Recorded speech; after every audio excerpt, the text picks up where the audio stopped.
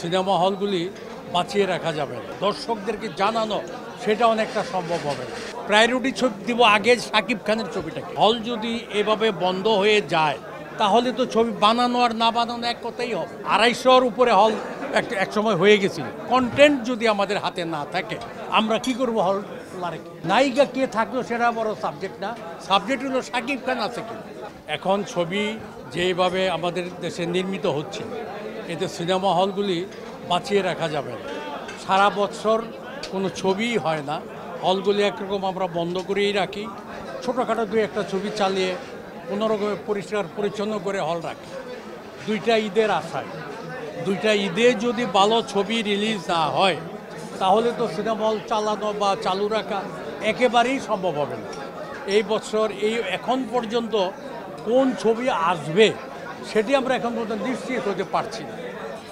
যদি একেবারে শেষ মুহূর্তে এসে বলে এই ছবি আসবে, এই ছবি, কিন্তু আমরা হয়তো ছবিগুলো নিব, কিন্তু এটার যে প্রচার, পোস্টারিং করা, প্রচার করা, মাইকিং করা, মানে দর্শকদেরকে জানানো সেটা অনেকটা সম্ভব হবে না। সেই জন্য আমরা হল এই ছবিটা নিয়ে লাগানোর পরেও হলের যে প্রাথমিকভাবে যে একটা সেল হয় 1-2 দিন, সেই সেলটা থেকে আমরা বঞ্চিত হই। আমরাও তো এরকম শুনছি, কিন্তু কোনটা যে আসবে এমন শিউর তো আমরা পাচ্ছি না। আমরা স্বাভাবিক, বর্তমানে শাকিব খানের ছবির চাহিদা অনেক বেশি, দর্শক শাকিব খানকে পছন্দ করে। সেই জন্য এটা স্বাভাবিকভাবেই আমরা শাকিব খানের যে ছবিটা ওইটার পিছনে আমরা চেষ্টা করব ওইটাই নেওয়ার জন্য। যদি না পাওয়া যায় তখন হয়তো দ্বিতীয় পর্যায়ে চেষ্টা করব আরেকটা যে আছে জঙ্গলি বা আরেকটা ছবি কী যেন, ওইটা প্রথম পর্যায়ে আমরা শাকিব খানের ছবিটাই চালানোর চেষ্টা করব। প্রায়োরিটি ছবি দিব আগে শাকিব খানের ছবিটাকে। যদি ওইটা পাওয়া না যায় তখন সেকেন্ড পর্যায়ে আমরা জঙ্গলি নামের একটা ছবি আছে ওইটার মধ্যে আমরা চেষ্টা করব। আমার হলে আমি 2টা হল আমি চেষ্টা করব শাকিব খানের ছবি নিতে। না পাওয়া গেলে সেই পর্যায়ে আমরা জঙ্গলিকে গুরুত্ব দিব, নেওয়ার চেষ্টা করব। আর আমি অনুরোধ করব আগামী পরের যে ঈদুল আজহা সেই সময় যেন ভালো ছবি আগে থেকেই প্রডিউসার রেডি করে রাখে। কোন 2-3টা যেই কোটেই আসুক, ওই যদি নির্ধারিত থাকে তাহলে আমাদের জন্য সুবিধা হয়, আমরা সেই ছবি নিয়ে চালাতে পারি এবং প্রচার করতে পারি। আমরা চলচ্চিত্র প্রদর্শক সমিতির পক্ষ থেকে সরকারের যিনি তথ্য মন্ত্রণালয়ের দায়িত্বে আছেন তার সাথে আমরা মাঝে মাঝে দেখা করে আমরা আমাদের সমস্যাগুলি বলি। হল যদি এভাবে বন্ধ হয়ে যায় তাহলে তো ছবি বানানো আর না বানানো এক কথাই হবে।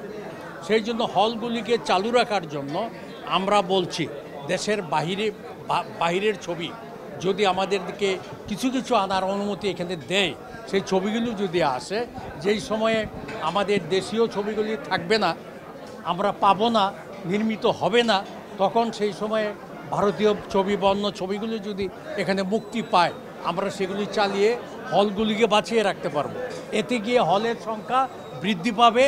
আগামীতে যেই বন্ধ হলগুলো সেগুলি চালু করার ইচ্ছা, যেমন তুফান ছবি যখন রিলিজ হয়েছে এরকম আরও বেশ কয়েকটি ছবির সময়ে বন্ধ হলগুলি চালু হয়েছিল, আবার এখন অনেক বন্ধ হয়ে গেছে।